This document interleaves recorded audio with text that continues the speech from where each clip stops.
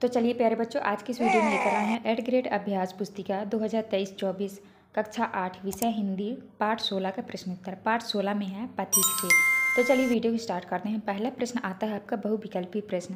पहला है सम्मुख शब्द का अर्थ होगा, तो आपका सही उत्तर हो जाएगा बी नंबर सामने। इसके बाद नेक्स्ट है सही वर्तनी कौन सी है, तो आपका बी नंबर होगा स्वतंत्रता।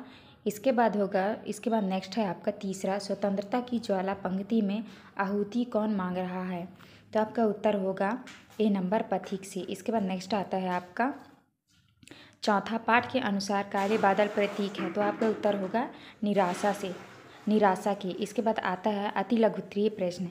प्रश्न क्रमांक 5 में है पथिक से कविता में पथिक शब्द से कवि का आशय क्या है, तो उत्तर होगा पथिक शब्द से आशय अपने लक्ष्य की ओर अग्रसर वाले व्यक्ति है।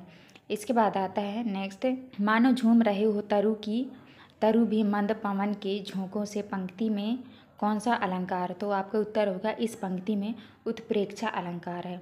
चैनल को सब्सक्राइब करो पहले, हाँ जल्दी करो। मुझे पता है कि आप लोग नहीं करते हो, वीडियो देखते हो लेकिन सब्सक्राइब नहीं करते। ये लाल कलर का बटन नहीं से दबाओ, जल्दी दबाओ फिर मैं शुरू करूँ। दबा दो जल्दी, दबा दिया, घंटी में दबा देना ठीक। इसके बाद नेक्स्ट है सेना शब्द में कौन सा प्रत्यय शब्दांश लगाकर सैनिक शब्द बनाया जा सकता है, तो उत्तर में होगा सेना प्लस इक होगा सैनिक।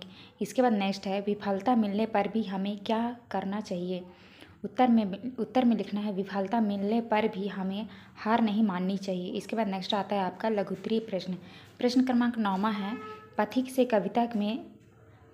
कविता में कवि पथिक से क्या चाहता है, उत्तर होगा पथिक से कविता में कवि पथिक से कहता है कि मार्ग में आने वाली सभी बाधाओं से ना डरें, अपने लक्ष्य की ओर हमेशा अग्रसर रहें। इसके बाद नेक्स्ट आता है कविता के आधार पर माँ भारत माता मस्तकों की आहुति क्यों मांग रही है, उत्तर में लिखना है भारत माता मस्तकों की आहुति इसलिए मांग रही है ताकि युद्ध की देवी को माला पहनाने के लिए मस्तकों की कमी ना पड़ जाए।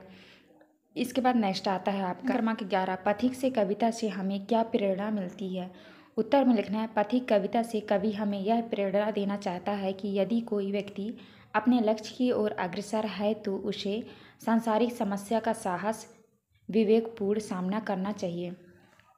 इसके बाद नेक्स्ट आता है आपका प्रश्न क्रमांक 12 किस स्थिति में मनुष्य कदम कदम पर अपने आप को घोर निराश में पाता है, तो उत्तर होगा विषम और प्रतिकूल स्थिति में मनुष्य कदम कदम पर अपने आप को घोर निराश में पाता है। इसके बाद आता है आपका दीर्घ उत्तरीय प्रश्न।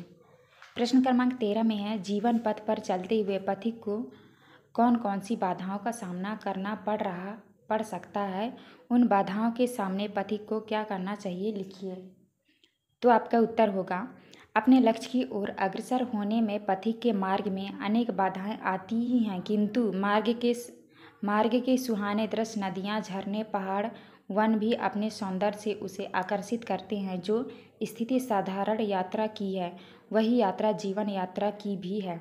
सांसारिक समस्याएं सुख दुख हताशा उसे कर्तव्य से विमुख करती है, परंतु इन सभी को छोड़कर पथिक को अपने लक्ष्य की ओर अग्रसर होना चाहिए। इसके बाद नेक्स्ट आता है आपका प्रश्न क्रमांक 14 यदि मैं सैनिक बन जाऊं विषय पर अपने विचार निबंध या कविता के रूप में लिखिए, तो उत्तर में लिखना है अगर मैं एक सैनिक होता तो अपने देश की दिल तन मन और आत्मा से सेवा करता।